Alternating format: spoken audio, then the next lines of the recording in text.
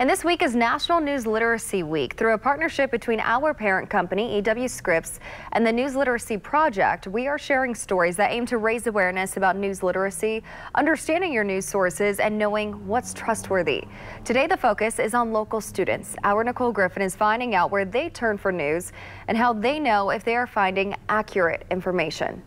Today's students are tomorrow's voters and decision makers, which is why the News Literacy Project aims to educate them on being smart, active consumers of news. I get a lot of my news from, I'm gonna be honest, like social media, from TikTok, from Twitter. I have a lot of Instagram pages that I follow. I consume more news faster when it doesn't feel like I'm doing this chore. With so much information at our fingertips on social media, I asked these students how they determine what information they trust and share. I always make sure that I check on reliable sources like my news stations and the Washington Post to make sure that everything I'm seeing is true. But I also do like to get a healthy dose of fake news just so I can see what crazy things people are spewing, just so I can know what's not true. I talk to my parents mostly about it. Like I'll see something and I'll be like, what's this mean? And like, what are they saying here? The News Literacy Project wants consumers to recognize they can trust local sources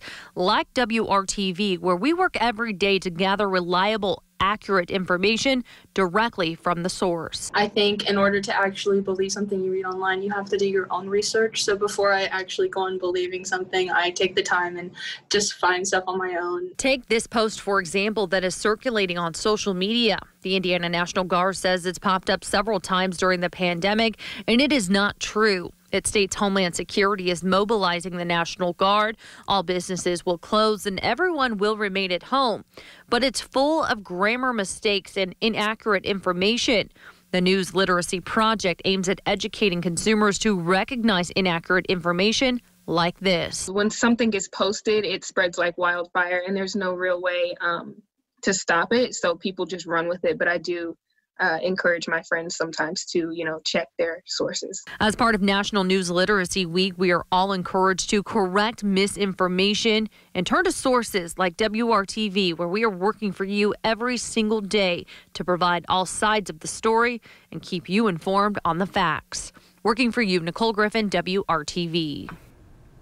And right now on the WRTV app, you can find our first story that aired that breaks down in detail the goal of the News Literacy Project and resources you can connect to. Tomorrow on Good Morning Indiana, our Lauren Casey will give a behind-the-scenes look at our process of gathering news here at WRTV. Kevin.